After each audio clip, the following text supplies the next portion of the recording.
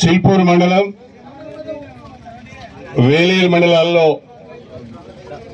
ఎత్తైన ప్రదేశాలకు ప్రతి సంవత్సరము సరైన వర్షాలు లేక ప్రతి సంవత్సరం కూడా కరువు గురయ్యే ప్రాంతాలు, చెరువులు నిండక, కుంటలు నిండక, పంటలు పండక చాలామంది ఈ ప్రాంతాల నుంచి వలస వెళ్ళే గ్రామాలు ఇవన్నీ. ఈ గ్రామాలకు సాగునీరు అందించాలనే ఉద్దేశంతో వరద కాలువ ద్వారా ఈ గ్రామాలకు నీళ్లు అందించడానికి చాలా సమయం పడుతుంది. వరద కాలువ పనులు ఆలస్యంగా జరుగుతున్నాయి. తలాపున్నే గండి రామారం ఉన్నది. గండి రామారం రిజర్వాయర్ ద్వారా చిన్న ఎత్తిపోతుల పథకము ఏర్పాటు చేసుకుంటే, మంజూరు చేస్తే ఈ గ్రామాలకు సాగునీరు, త్రాగునీరు అందించవచ్చని అప్పటి ముఖ్యమంత్రి దృష్టికి తీసుకువెళ్ళగా నీటిపారుదల శాఖ అధికారులందరూ కూడా పరిశీలించి 104 కోట్ల రూపాయలతోని 3 మినీ లిఫ్ట్ స్కీమ్స్ మంజూరు చేయడం జరిగింది. దానికి సంబంధించిన పనులను ప్రారంభించుకోవడానికి ఈరోజు కొండాపురం గ్రామ శివారులో చిల్పూర్ మండల పరిధిలో మీ అందరి సమక్షంలో కొబ్బరికాయ కొట్టి పనులు ప్రారంభించుకోవడం చాలా సంతోషంగా ఉంది అని చెప్పి నేను ఈ సందర్భంగా తెలియజేస్తున్నా. ఈ సందర్భంగా ప్రధానంగా కొండాపురం కానీ, శ్రీపతిపల్లి కానీ, లింగంపల్లి కానీ, అదేవిధంగా కొమ్ముగుట్ట కానీ, మల్కాపూర్ కానీ, మన మల్లికూర్ల, నారాయణగిరి, ముప్పారము, సోడసిపల్లి, గుర్లసాగరము, వాటితో పాటుగా పీచర, మద్దెలగూడెము, పీచర, శాలపల్లి, అదేవిధంగా మన వేలేరు, ఈ అన్ని గ్రామాలకు సంబంధించి మనము సాగునీరు అందించుకోవడానికి అవకాశం ఉన్నది. కుంటలు నింపుకోవడానికి కూడా అవకాశం ఉంది అని చెప్పి ఈ సందర్భంగా నేను తెలియజేస్తున్నాను. అయితే ఈ స్కీము మంజూరు చేసినప్పుడు ఈ ప్రాంతంలో ఉన్న చాలా కుంటలు ఈ స్కీమ్లో లేవు. గ్రామాల వారీగా ఇప్పుడు మీరు చెప్పిన వివరాలు, విషయాలను పరిశీలించినప్పుడు ఆ కుంటలకు కూడా పైప్ లైన్ ద్వారా నీరు అందించి ఆ కుంటలను నింపుకుంటేనే ఆ గ్రామంలో ఉన్న రైతులందరికీ కూడా ఉపయోగం జరుగుతుంది అని చెప్పి ఈరోజు మీరు ఒక ప్రతిపాదన తీసుకువచ్చారు. నేను ఇప్పుడు చెప్పిన గ్రామాలకు సంబంధించిన రైతులందరినీ, ప్రజలందరినీ కూడా కోరుకునేది ఒకటే. మీరు చెప్పారు, నేను రాసుకున్నాను, అధికారులు కూడా రాసుకున్నారు. కాకపోతే గ్రామాల వారీగా ఒక రిప్రజెంటేషన్ నాకు ఇవ్వవలసిందిగా నేను కోరుతున్నా. ఉదాహరణకు కొండాపురం గ్రామంలో ప్రస్తుతం స్కీమ్ ద్వారా ఏ కుంటకు ఎంత ఏరియాకు నీళ్ళు వస్తున్నాయి, ఇక రాని కుంటలు ఏమున్నాయి, కవర్ కానీ ఆయకట్టు ఏమున్నది, ఆ వివరాలు కనుక అందించినట్లయితే, గ్రామాల వారీగా అందరూ ఆ వివరాలు అందించినట్లయితే, నేను నీటిపారుదల శాఖ అధికారులతోని పూర్తి స్థాయిలో సమీక్ష చేసి సాధ్యమైనంత వరకు అన్ని గ్రామాలకు సాగునీరు, అన్ని కుంటలను నింపే ప్రయత్నం నేను చేస్తానని చెప్పి ఈ సందర్భంగా తెలియజేసుకుంటున్నాను. వాస్తవంగా మల్లన్న గండి నుండి 100 రోజులు మాత్రమే మనం నీటిని లిఫ్ట్ చేసుకునే అవకాశం ఈ స్కీమ్లో ఉన్నది. ఇప్పుడు మనం ప్రతిపాదించబోయే కుంటలు నింపే కార్యక్రమం చేస్తే 100 రోజులు ప్రస్తుతం ఉన్న కెపాసిటీతోని లిఫ్ట్ చేసిన ఈ చెరువులను, కుంటలు నింపుకోవడానికి వీలు కాదు. అందుకే నేను ఎస్సీ గారికి ప్రత్యేకంగా విజ్ఞప్తి చేస్తున్నా, 100 రోజుల లిఫ్టింగ్ సరిపోదు, కనీసము 200 రోజులు వాటర్ను లిఫ్ట్ చేస్తేనే ఈ గ్రామాలకు, ఈ చెరువులకు, ఈ కుంటలను నింపుకోవటానికి, సాగునీరు అందించడానికి అవకాశం ఉంటుంది. కాబట్టి తక్షణమే దాన్ని మీరు ఆలోచించవలసిందిగా నేను కోరుతున్నాను. వివిధ గ్రామాల నుంచి వచ్చిన విజ్ఞప్తులన్నిటిని కూడా పరిగణలోకి తీసుకొని పైప్ లైన్ ఎక్స్టెండ్ చేయడానికి కానీ, లేదా ఏదైనా వాగో వంకో ఉంటే ఆ వంకలో వాగులో వదిలిపెడితే ఆ వంక ద్వారా నీళ్లు వెళ్ళిపోయటానికి కానీ, ఉదాహరణకి ఇప్పుడు మల్కాపురం చెరువుకు నీళ్లు లేవన్నారు. నేను మొన్న మ్యాప్ చూశాను. లింగంపల్లి కొయ్య చెరువు కనుక నిడితే కొయ్య చెరువు నుంచి వాగు ద్వారా నేరుగా మల్కాపురం చెరువులోకి నీళ్లు పోయే అవకాశం ఉన్నది. అలాంటి వాగులు వంకలు ఎక్కడున్నాయో చూసి ఎక్కడైతే పైప్ లైన్ ద్వారా నీళ్ళు ఇవ్వాలనో ఆ కుంటకు పైప్ లైన్ ఎక్స్టెండ్ చేయడము, ఎక్కడైతే వంపు ద్వారా నీళ్ళు వెళ్తాయో కాలువల వాగు ద్వారా నీళ్ళు వెళ్తాయో ఆ వాగులో ఈ నీళ్ళను వదిలిపెట్టడం, ఆ రకంగా ఆలోచన చేసి పూర్తి స్థాయిలో సర్వే చేసి రీఎస్టిమేట్ చేసి ప్రతిపాదనను ప్రభుత్వానికి సమర్పించి అదనపు మంజూరు తీసుకోవాల్సింది కూడా నేను కోరుతున్నాను. తీసుకున్న 104 కోట్ల రూపాయలతో ఇప్పుడు మనం ప్రతిపాదించే కొత్త చెరువులకు కొత్త కుంటలకు నీళ్ళు ఇవ్వడానికి సరిపోకపోవచ్చు. అదనంగా కూడా కొంత మనము నిధులు తెచ్చుకోవాల్సి ఉంటుంది. అదనంగా ఎస్టిమేట్ చేసి మంజూరు తెచ్చుకుంటే బాగుంటుంది అని చెప్పి ఈ సందర్భంగా నేను తెలియజేస్తున్నా. వాస్తవంగా ఈ ప్రాంతం అంతా వరద కాలువ కింద సాగునీరు ఇవ్వాలనే ఆలోచన చేశాం. కానీ వరద కాలువ ఇప్పటి వరకు గౌరవెల్లి పూర్తి స్థాయిలో అది నిర్మాణం జరగలేదు. గౌరవెల్లికి సంబంధించి నేషనల్ గ్రీన్ ట్రిబ్యునల్ స్టే పెట్టింది. ఆడ ఏ చిన్న పని కూడా చేయొద్దు అని చెప్పి ఆ గౌరవెల్లి రిజర్వాయర్ మీద సీసీ కెమెరాలు కూడా పెట్టారు. కాబట్టి ఆ నేషనల్ గ్రీన్ ట్రిబ్యునల్లో ఉన్న కేసు తేలి గౌరవెల్లి పనులు అయ్యి మనకు నీళ్లు రావడానికి ఇంకా 10 సంవత్సరాలు పట్టవచ్చు. అప్పటి వరకు కడియం శ్రీయర్ ఎక్కడ ఉంటారో మీరు ఎక్కడ ఉంటారో నాకు తెలియదు. అందుకని నేను ఆలోచించేదంత ఏంటంటే ఇప్పుడున్న ఈ లిఫ్ట్ స్కీమ్ ద్వారానే, ఈ 3 లిఫ్ట్ల ద్వారానే ఈ లిఫ్ట్ల పరిధిని పెంచి ఈ లిఫ్ట్ల కెపాసిటీని పెంచి అన్ని గ్రామాలకు ఆయకట్టుకు నీళ్ళిచ్చే ప్రయత్నం నేను చేస్తానని చెప్పి నేను ఈ సందర్భంగా తెలియజేసుకుంటున్నాను. ప్రధానంగా ఒక 6,600 ఎకరాలకు సాగునీరు, ఒక 52 కుంటలు నింపుకునే విధంగా ఈ స్కీమ్ రూపొందించబడ్డది. ఇప్పుడు 6,600లకు సాగునీరుతో పాటుగా 52 కుంటలు కాదు, దాదాపు 75 కుంటల వరకు మనం నింపుకోవాల్సిన అవసరం ఉంటుంది. తద్వారానే అన్ని ప్రాంతాలకు అన్ని గ్రామాలకు సాగునీరు అందించే అవకాశం ఉంటుంది. కాబట్టి తప్పకుండా ఆ పనిని ఈ నెల రోజుల లోపటినే దానికి సంబంధించిన సర్వేస్ పూర్తి చేసి ఏ కుంటకు ఎక్కడి నుంచి నీళ్లు తీసుకుపోవచ్చు, పైప్ లైన్ ద్వారా నీళ్లు తీసుకుపోవచ్చా లేకుంటే వాగు ద్వారా నీళ్లు తీసుకుపోవచ్చా, ఎట్లయితే దానికి నీళ్ళు అందించగలుగుతామో ఆలోచించి ఒక డీటెయిల్డ్ సర్వే మళ్ళీ చేయాలి.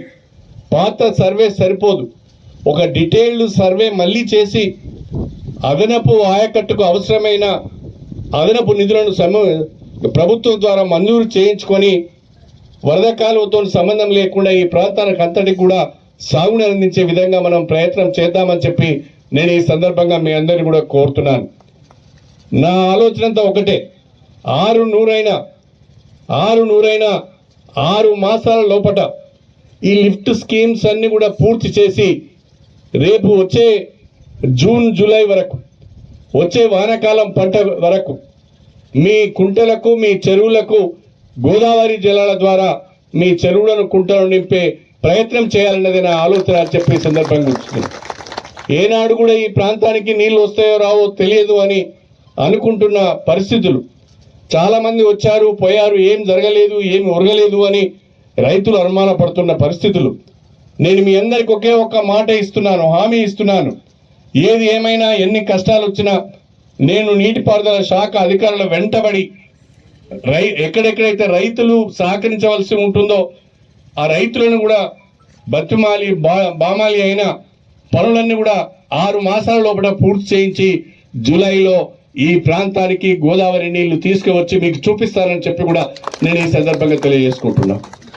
మీ అందరి ఆశీర్వాదం వల్ల, చాలా మంది మాట్లాడారు ఇప్పుడు, మీ అందరి ఆశీర్వాదం వల్ల 30 సంవత్సరాల క్రితం 1994లో మొట్టమొదటిసారిగా నేను ఎమ్మెల్యే ఎన్నికయ్యాను. మీ ఆశీర్వాదం ద్వారా ఆనాడు ఉమ్మడి ఆంధ్రప్రదేశ్లో మంత్రిగా పనిచేశాను. నా అదృష్టం కలిసి వచ్చి నేను భారీ నీటిపారుదల శాఖ మంత్రి అయ్యాను. ఆనాడు స్టేషన్ గన్పూర్ నియోజకవర్గంలోని ఎగువ ప్రాంతాలు, ప్రధానంగా మన ధర్మసాగర్ కానీ, వేలేరు కానీ, గన్పూర్ కానీ, జఫర్గఢ్ కానీ, రఘునాథ్పల్లి కానీ, అదేవిధంగా మన లింగాల గన్పూర్ కానీ, దాంతో పాటు జనగామ నియోజకవర్గంలో ఉన్న నర్మెట కానీ, తరగొప్పల కానీ, బచ్చన్నపేట ఇలాంటి ప్రాంతాలన్నిటికీ కూడా చేరేయాల వరకు దేవాదుల ఎత్తిపోతల పథకాన్ని రూపొందించి గోదావరి జిల్లాలను ఎత్తిపోసి ఈ ప్రాంతాలకు సాగునీరు అందించాలని ఒక ఆలోచన చేశారు. ఈ సందర్భంగా మన జిల్లాకు సంబంధించిన 2 రిటైర్డ్ చీఫ్ ఇంజనీర్లను కూడా నేను గుర్తు చేసుకోవాల్సిన అవసరం ఉన్నది. మన శ్రీమన్నారాయణపురం నిడిగొండ కింద హ్యామ్లెట్ గా ఒక గ్రామం ఉంటుంది, శ్రీమన్నారాయణపురం అని. ఆ గ్రామంలో పుట్టిన బిడ్డ, ఆయన పేరు బండారెడ్డి. ఆ బండారెడ్డి నేను ఇరిగేషన్ శాఖ మంత్రిగా ఉన్నప్పుడు ఆయన చీఫ్ ఇంజనీర్ గా ఉన్నాడు.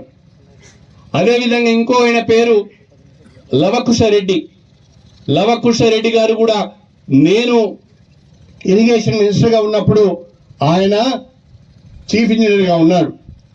ఆయనది కూడా మన రాయపర్తి మండలమే. వాళ్ళిద్దరిది కూడా మన ఉమ్మడి వరంగల్ జిల్లానే.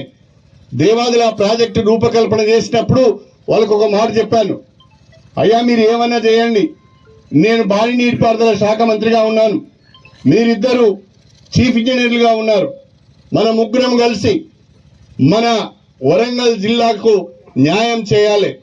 వరంగల్ జిల్లాకు పడమర భాగాన ఉన్న ప్రత్యేకించి మన స్టేషన్ గన్పూరు, పాలకుర్తి, జనగామ ప్రాంతాలకు గోదావరి జిల్లాలను తీసుకువెళ్లి ఆ రైతులకు మనం సాగునీరు అందించి వాళ్ళ కష్టాలు తీర్చాలనే ఆలోచన చేస్తే వాళ్ళిద్దరూ సహకరించడం వల్ల ఇవాళ దేవాదుల ఒక సాకారమైంది అని చెప్పి ఈ సందర్భం గుర్తు చేస్తున్నా. ఈ దేవాదుల దేవతలకు కూడా అర్థం కాదు, కడియం శ్రీహరి నియోజకవర్గ ప్రజలను మోసం చేయడానికి మాత్రమే ఈ కొత్త డ్రామా ఆడుతున్నాడని చాలా మంది మాట్లాడారు. ఇవాళ దేవాదుల లేకపోతే స్టేషన్ గన్పూర్లో బ్రతికే లేదు అని చెప్పి నేను ఈ సందర్భంగా మీకు సవినయంగా తెలియజేసుకుంటున్నా. అదేవిధంగా ఇవాళ అదే దేవాదుల ప్రాజెక్టు ద్వారా మల్లన్నగండి రిజర్వాయర్ను ఆనాడు నేను మొట్టమొదటిగా మల్లన్నగండిని ఒక చెక్ డ్యామ్ కట్టి ఒక పెద్ద చెరువు చేశాం. ఆ తర్వాత దాన్ని రిజర్వాయర్ చేశాం. ఇప్పుడు ఆ రిజర్వాయర్ నుంచే లిఫ్ట్ స్కీమ్ ద్వారా మన ఎగువ ప్రాంతాలకు మనం నీరు తెచ్చుకునే ప్రయత్నం చేస్తున్నాం. చాలా మంది చాలా మాట్లాడుతున్నారు. నిన్న మొన్న ఒక ఆయన మాట్లాడుతున్నాడు, ఎన్నడో ప్రారంభమైన పనులకు ఇవాళ మల్లబోయి కొబ్బరికాయ కుట్టడం ఏందని ఒక పెద్ద మనిషి మాట్లాడుతున్నాడు. వాస్తవమే, ఇది మంజూరయ్యి కూడా 2 ఏళ్ళు 3 ఏళ్ళు అయింది. మరి 3 ఏళ్ల నుంచి మీరేం చేస్తున్నారు, గడ్డి బీక్తున్నారా అని నేను అడుగుతున్నా. మరి ఈ ప్రాంతాలకు ఎందుకు సాగునీరు అందించలేకపోయారని నేను అడుగుతున్నా. ఈ ప్రాంతాలకు సాగునీరు అందించాలి, ఈ ప్రాంత రైతులకు న్యాయం చేయాలి, ఈ ప్రజలకు న్యాయం చేయాలనే ఉద్దేశంతోనే ఇవాళ మీ అందరి సమక్షంలో కొబ్బరికాయ కుట్టడం జరిగింది. 6 నెలల్లో ఆ పనులు పూర్తి చేయించి ఆ పైప్ లైన్ల ద్వారా మీ కుంటలకు, చెరువులకు నీళ్లు తీసుకువచ్చి చూపించే బాధ్యత, మీ పొలాలకు సాగునీరు అందించే బాధ్యత నాది అని చెప్పి నేను ఈ సందర్భంగా మీ అందరికి సవినయంగా తెలియజేసుకుంటున్నా. స్టేషన్ గన్పూర్ నియోజకవర్గంలో ఈ రోజు దేవాదుల ఎత్తిపోతల పథకం ద్వారా, అదేవిధంగా మల్లన్నగండి ఎత్తిపోతల పథకం ద్వారా, మల్లన్నగండి నుంచి తవ్విన కుడి కాలువ ద్వారా దాదాపు 1,50,000 ఎకరాలకు సాగునీరు అందించే అవకాశం ఉన్నది. అందుకే నేను మొన్న ఎన్నికలలో చెప్పాను, ఏది ఏమైనా దేవాదుల ద్వారా దేవాదులకు సంబంధించిన అన్ని పనులు కూడా పూర్తి చేయించి 1-2 సంవత్సరాల లోపు స్టేషన్ గన్పూర్ నియోజకవర్గంలోని 7 మండలాలకు చెందిన ప్రతి గ్రామానికి, ప్రతి ఎకరానికి సాగునీరు అందించే బాధ్యత నాదని చెప్పాను. అందులో భాగంగానే ఆ హామీ నిలబెట్టుకోవడానికే ఇవాళ పనులు ప్రారంభించడం జరిగింది అని చెప్పి నేను ఈ సందర్భంగా తెలియజేస్తున్నాను. చాలా మంది పెద్దలు మేము అది చేశాం, మేము ఇది చేశామని చెప్తున్నారు. సంతోషమే. అభివృద్ధి కొరకు ఎవరు ముందుకు వచ్చినా తప్పకుండా స్వాగతించవలసిందే. నేను మీకు ఇంకొక ఉదాహరణ కూడా చెప్తాను. పీచర గ్రామంలో 220 kV సబ్ స్టేషన్ మంజూరైంది. అది మంజూరై 2 ఏళ్ళు దాటి 3 ఏళ్ళకి వచ్చింది. ఇప్పుడు 3 ఏళ్ళు అయినా కూడా ఆ సబ్ స్టేషన్ పనులు ఇంకా పూర్తి కాలేదు.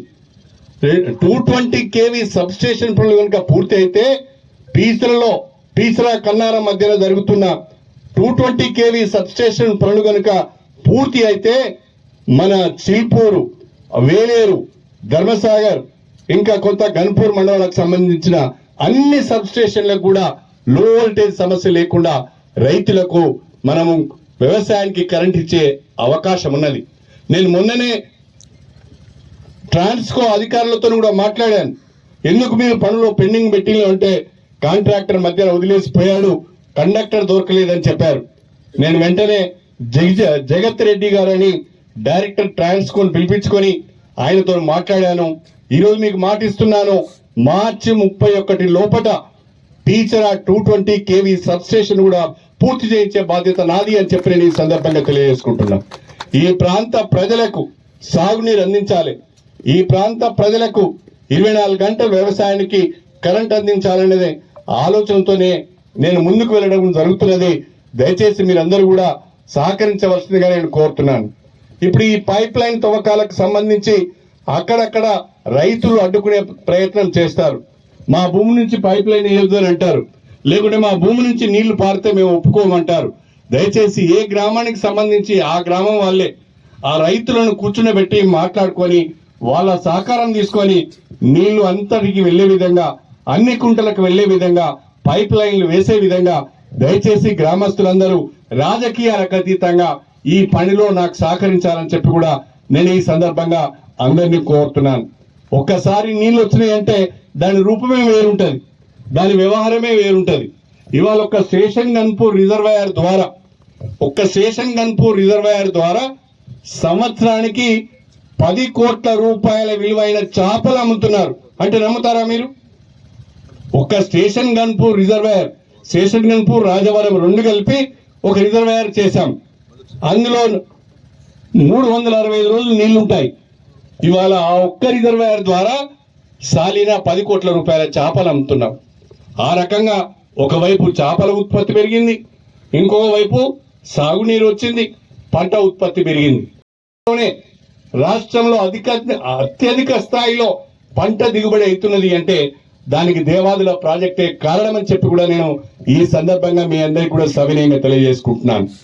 రాష్ట్రంలో ఉన్న కాంగ్రెస్ ప్రభుత్వం, ప్రత్యేకించి మన ప్రియతమ ముఖ్యమంత్రి రేవంత్ రెడ్డి గారు రైతులకు అండగా ఉండాలి, వ్యవసాయాన్ని పండుగ చేయాలనే ఆలోచనతోని కార్యక్రమాలు తీసుకొని ముందుకు పోతున్నారు. మీ అందరికి ఒక మాట చెప్పాలి, మన వాళ్ళు మంది వాళ్ళు అనుకుంటా కూడా విమర్శలు చేస్తున్నారు. దయచేసి మీరందరూ కూడా ఒక మాట అర్థం చేసుకోవాలి. ఇవాళ 1 సంవత్సర కాలంలో తెలంగాణ రాష్ట్రంలో 25 లక్షల మంది రైతులకు 21,000 కోట్ల రూపాయల పంట రుణాలు మనం మాఫీ చేసుకున్నాం.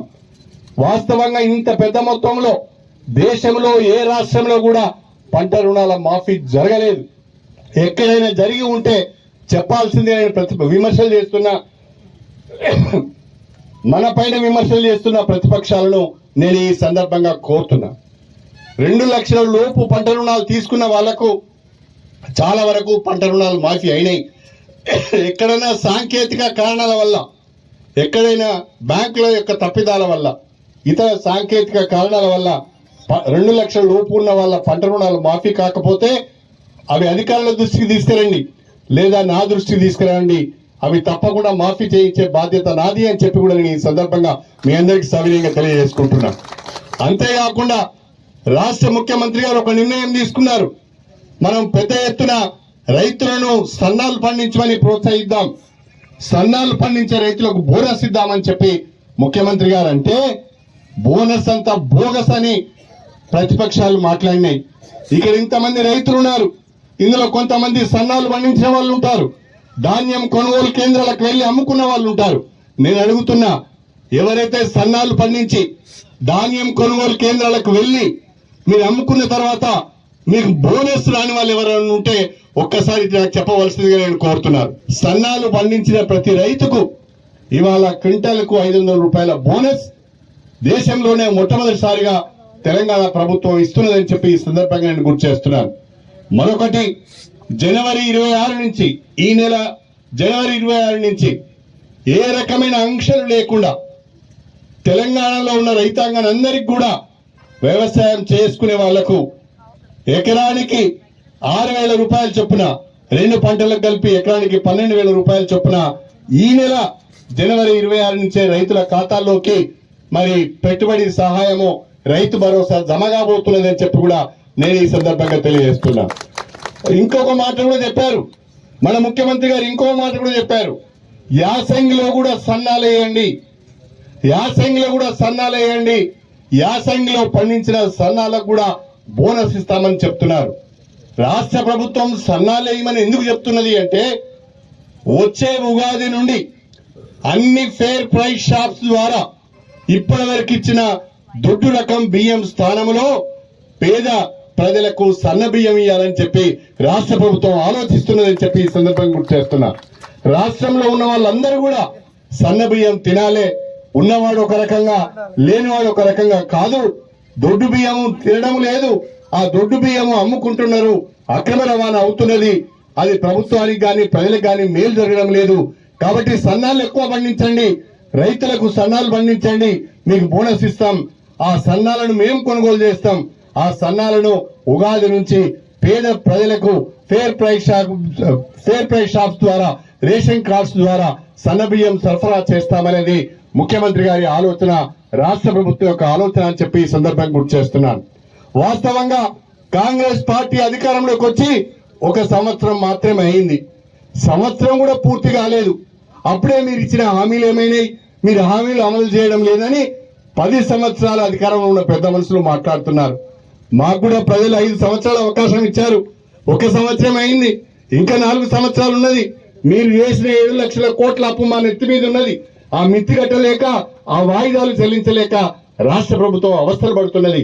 అయినా కూడా ఇంకా 4 సంవత్సరాల సమయంలో ప్రజలకు ఇచ్చిన అన్ని హామీలను కూడా కాంగ్రెస్ ప్రభుత్వం నెరవేరుస్తుందని చెప్పడంలో నాకు ఎలాంటి సందేహం లేదు అని చెప్పి ఈ సందర్భంగా మీ అందరికీ కూడా సవినయంగా తెలియజేసుకుంటూ, రైతు పక్షపాతి అయిన, పేదల పక్షపాతి అయిన ప్రజాప్రభుత్వము కాంగ్రెస్ ప్రభుత్వాన్ని కాపాడుకోవాల్సిన బాధ్యత మనందరిపైన ఉంది అని చెప్పి ఈ సందర్భంగా తెలియజేసుకుంటూ మరొక్కసారి మీకు మాట ఇస్తున్నాను. 6 మాసాల లోపల ఈ లిఫ్ట్ స్కీమ్ పనులను కూడా పూర్తి చేయించి మీ చెరువులను, కుంటలను గోదావరి నీళ్లతో నింపి మీ కాలు గడిగే అవకాశం నాకు వస్తుంది అని చెప్పి కూడా ఈ సందర్భంగా తెలియజేసుకుంటూ మీ అందరి దగ్గర సెలవు తీసుకుంటున్నాను. జై కాంగ్రెస్.